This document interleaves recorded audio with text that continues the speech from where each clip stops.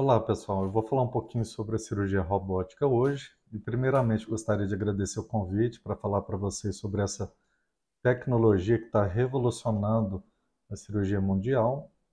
E, primeiramente, eu vou me apresentar. Eu sou o cirurgião Dr. Marcelo de Oliveira Rodrigues da Cunha. Sou cirurgião robótico, cirurgião do aparelho digestivo e cirurgião digestivo oncológico.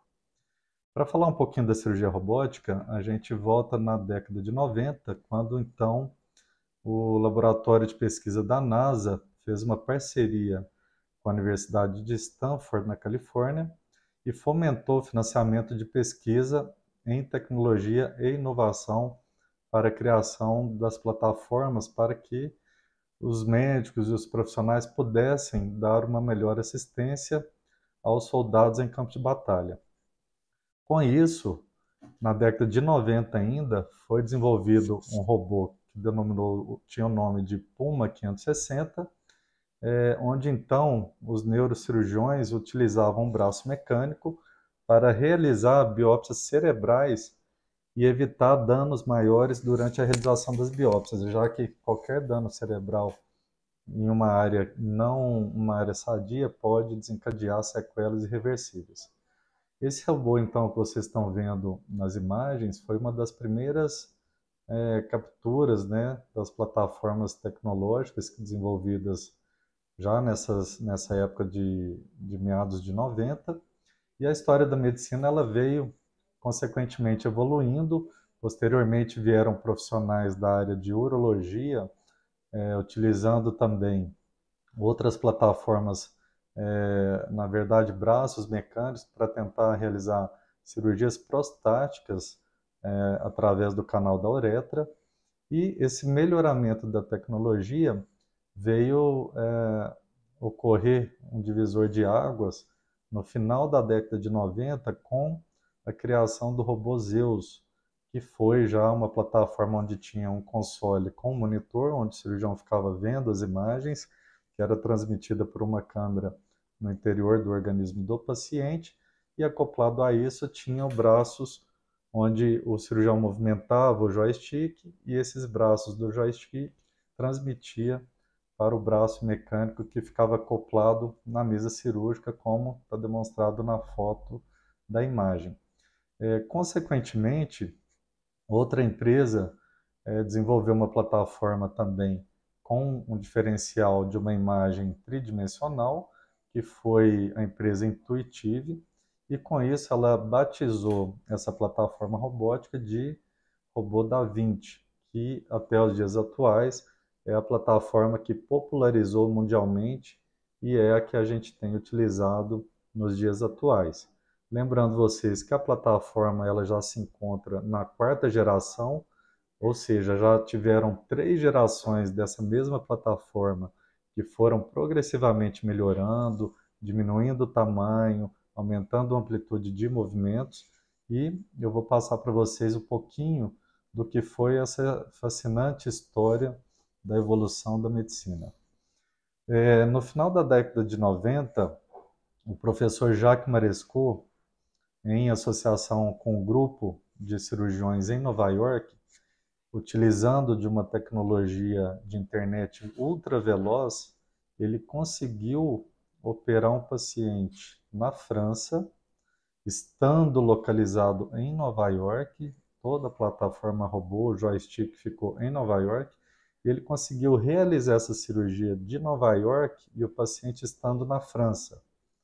Então, essa foi a primeira cirurgia intercontinental, foi a cirurgia transatlântica, do qual foi batizada como Operação Lindbergh.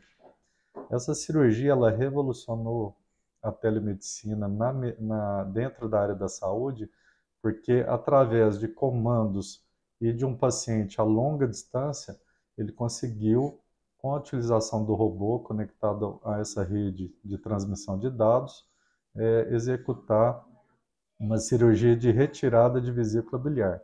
Então é muito legal, muito bacana essa história. O professor Jacques Marescot, ele é o professor presidente do Instituto Research de Cirurgia Oncológica do IRCAD, que fica em Barretos, do qual nós somos colaboradores há mais ou menos 10 anos e atualmente têm sido desenvolvidos novos trabalhos na área da saúde para poder melhorar as cirurgias com a inteligência artificial que já chegou e já está sendo utilizado.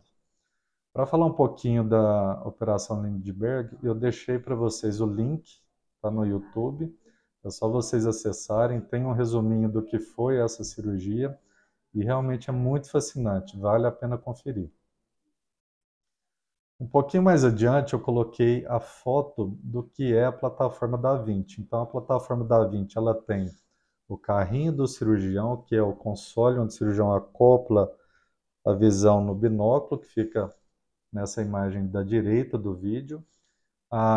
O carrinho do vídeo e do instrumental, ela fica onde fica o monitor, onde fica o aparelho de insuflar o gás dentro da barriga, é o que está na imagem do meio, e do lado esquerdo da tela fica o carrinho do paciente, que é a parte que movimenta e se aproxima perto da mesa cirúrgica, onde o paciente então está anestesiado e preparado para receber os braços mecânicos do robô. Eu vou passar também um link dessa plataforma da Vinci, como que ela funciona, um resuminho breve de como que isso é feito e montado. E para a gente poder avançar com tudo isso, eu vou falar agora as vantagens da cirurgia robótica. Então, por que é melhor utilizar o robô para fazer cirurgias? E quais as cirurgias que a gente pode fazer? Atualmente, pessoal, a cirurgia robótica ela pode ser utilizada em todas as especialidades cirúrgicas. Então, a gente consegue fazer cirurgias cardíacas com robô, a gente consegue fazer cirurgias pulmonares, cirurgias urológicas, cirurgias ginecológicas, cirurgias bariátricas, cirurgias do aparelho digestivo, tanto para doenças benignas quanto para oncocirurgias. E a grande vantagem da utilização do robô é que a visão ela é tridimensional, enquanto que na cirurgia laparoscópica a cirurgia ela é bidimensional, na cirurgia robótica ela é tridimensional. É como se vocês fossem no cinema e assistissem o filme na tela 3D, utilizando aquele óculos. Só que no caso do robô, essa tecnologia ela já fica acoplada no console onde a gente fica sentado para poder realizar os movimentos. Outra grande vantagem é o conforto que o cirurgião tem. Então, cirurgias de 5, 6, 8 horas, em que o cirurgião ficava em pé, fazendo movimentos e posturas que seriam prejudiciais, né, ou cansativas, na cirurgia robótica a gente fica sentado com braços apoiados e fazendo movimentos com as mãos e com os pés. Então os pés eles acionam a câmera, eles acionam o bisturi para queimar os vasos e o joystick da mão a gente consegue movimentar a câmera, movimentar os braços, a tesoura, a pinça, o aparelho de fazer a costura dos órgãos. Então, com os 4 movimentos, tanto os pés e com as mãos, a gente consegue realizar todos os movimentos necessários. Logicamente que, para maior segurança, fica sempre um cirurgião habilitado e da sua equipe junto ao paciente, que fica a poucos metros desse console. Então, geralmente, de 3 a 4 metros, vai ter um cirurgião sentado ao lado do paciente para auxiliar na troca das pinças do robô e, caso tenha alguma necessidade, esse cirurgião também, que é da mesma área e também é capacitado, ele vai estar lá para poder auxiliar durante a cirurgia ou caso tenha alguma intercorrência ou alguma pane do robô, que é raro, mas pode acontecer. Bom, além dessas vantagens, né, da visão, da ergonomia, o robô ele promove o menor sangramento, já que as estruturas têm muito mais detalhe e requinte na visão, a gente consegue ter uma precisão maior da visão e separar os vasos, conseguir coagular os vasos com uma maior facilidade. Outra questão muito interessante é que o robô também ele tira o tremor que o ser humano normalmente tem durante qualquer manipulação de objeto. Então, o robô, por ele ter os braços mecânicos e uma precisão de movimentos milimétricos e bem maior, aquele tremorzinho que a gente acaba tendo, com o robô isso não existe. Outra questão que o robô melhora bastante é que existe uma maior facilidade de produzir os pontos e as costuras dos órgãos e tecidos. Por quê?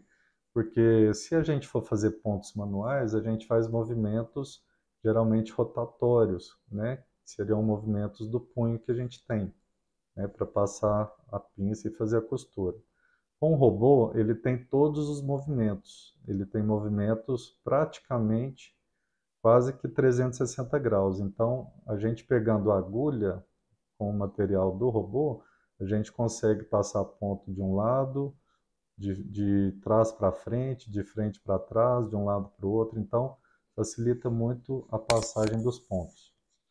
Outra vantagem muito importante é que, como o robô ele tem maior movimentação lá na pontinha das pinças, ele não movimenta tanto os braços aqui atrás, a região onde tem os furinhos que é colocado os braços do robô, ela gera um menor traumatismo e com isso vai promover uma menor dor, uma melhor recuperação. Então aqueles furinhos que a gente tem para fazer a cirurgia, com o robô acaba tendo um trauma menor e com isso a dor vai ser bem menor no pós-operatório, quando a gente tem o despertar da anestesia. Outra questão muito interessante que o robô também proporciona é que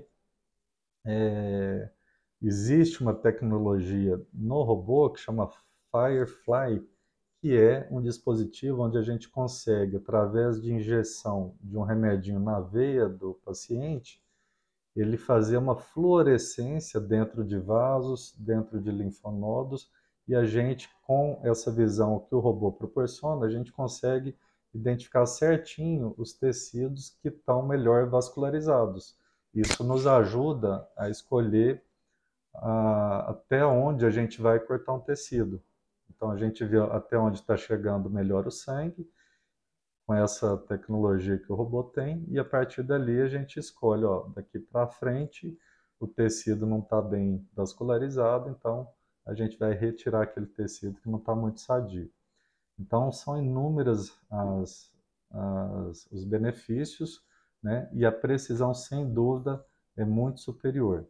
Com isso, eu deixei aí anotado as principais vantagens que o robô hoje proporciona, e lembrando que praticamente todas as cirurgias eletivas, né, podem ser utilizadas com robô. Bom, entretanto, existe alguma desvantagem, né? Principalmente para nós no Brasil, que nós temos hoje 106 plataformas robóticas no país, enquanto que nos Estados Unidos existem mais de 3.000 plataformas. Tá? O robô ele chegou no Brasil em meados aí de 2010, 2008, por aí. Foi o primeiro robô instalado no Brasil, em São Paulo. Então, a gente tem um atraso em relação aos Estados Unidos de mais ou menos uns 10 anos. Com isso, no Brasil também, devido ao alto custo de importação e de aplicação aqui do robô, o custo é consideravelmente alto. Então, essa é uma grande desvantagem que a gente está tentando vencer as barreiras devagar, e a gente espera que em breve os convênios consigam autorizar a cirurgia robótica para toda a população. Então, para vocês terem ideia, o preço hoje do robô gira em torno aí de 2 milhões de dólares. Então, o hospital que quer adquirir um robô, por exemplo, a plataforma da Vinci, ela está custando hoje 2 milhões de dólares. Para o paciente procurar um médico, cirurgião robótico, e querer fazer a sua cirurgia com a utilização do robô, o paciente vai desembolsar, em média, de 15 a 25 mil reais. Tá? Então, assim, é um preço, um custo ainda muito elevado, né, tratando-se do Brasil. é um país em desenvolvimento, não é um país de primeiro mundo ainda, mas a gente espera que com a disseminação da tecnologia, a gente consiga melhorar e abaixar mais os preços. Então, todo o material ele é importado, as pinças, elas têm uma vida útil, então, quando eu utilizo uma pinça robótica, por exemplo, uma tesoura, eu não vou utilizar ela até em 100 pacientes, né? A empresa, ela gera um código nessa pinça e a pinça ela pode ser utilizada só 20 vezes, só por 20 cirurgias. Depois disso, ela não consegue mais ser reconhecida pelo robô e aí então eles obrigam, né, o dono do robô a comprar uma nova tesoura e com isso eles conseguem lucrar mais. Então, tudo isso gera um custo, gera uma manutenção muito alta e hoje é uma barreira ainda muito grande para a gente oferecer essa tecnologia para todo mundo.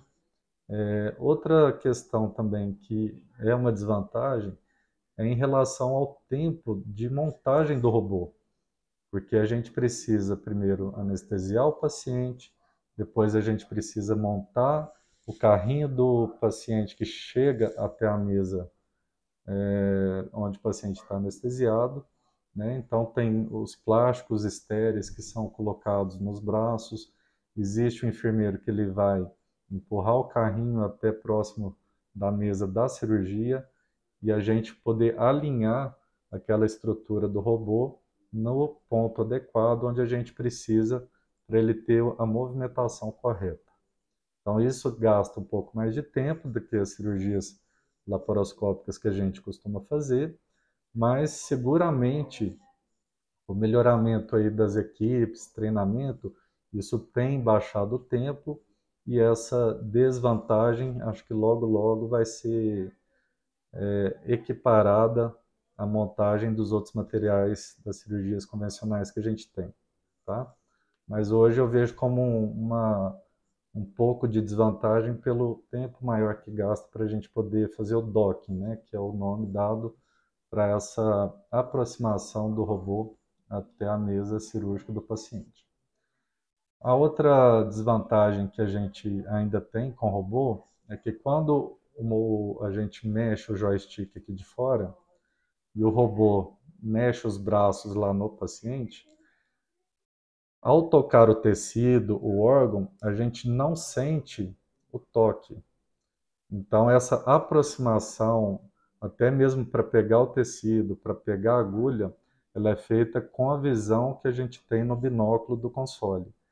E essa capacidade, essa habilidade que a gente consegue saber se a gente está pegando correto, a força que a gente imprime aqui de fora para o robô apertar lá dentro, ela é um treinamento de anos que a gente já tem de bagagem cirúrgica e seguramente essa transmissão da força que a gente tem aqui no joystick para a aplicação do braço robótico, ela é feita visualmente. Então, com a visão, a gente sabe se a gente está pegando mais forte ou menos forte determinado tecido. Então, quando desenvolver um robô que consegue transmitir a força, né? Por exemplo, você vai encostar no fígado. Quando você chega próximo do fígado, se você não sente que ele está duro, você pode acabar continuando o movimento e aquela pinça do robô ela pode perfurar o fígado. Então a gente tem um treinamento para saber até que ponto a gente está encostando naquele tecido e a gente consegue imprimir uma força maior para poder manipular e manusear determinado órgão ou tecido dentro do organismo. Acredito que em breve devem ter novas plataformas que vão também conseguir transmitir essa pressão imprimida do tecido ou da estrutura até o console do cirurgião. Mas é muito bacana que isso não traz uma dificuldade e nenhum obstáculo para as cirurgias que a gente faz, porque realmente as outras vantagens são muito superiores a essa questão da força tática, o cirurgião acaba perdendo. Bom, para resumir, eu vou falar um pouquinho agora como que a gente chega a fazer a cirurgia robótica. A gente tem que fazer um curso, a gente tem que ter uma aula. Então, atualmente funciona assim.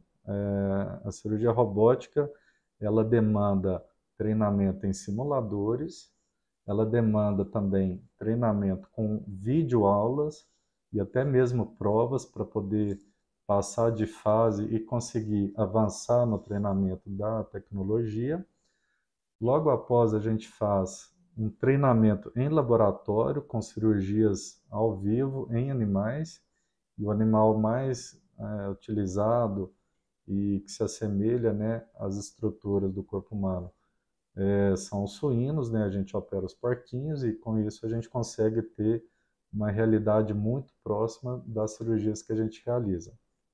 Depois de todo esse treinamento, a gente passa para a parte prática mesmo das cirurgias humanas, e aí a gente tem um acompanhamento já de um cirurgião habilitado, que ele acompanha algumas cirurgias iniciais para a gente ter um feedback, um maior apoio nesse desenvolvimento aí da cirurgia robótica.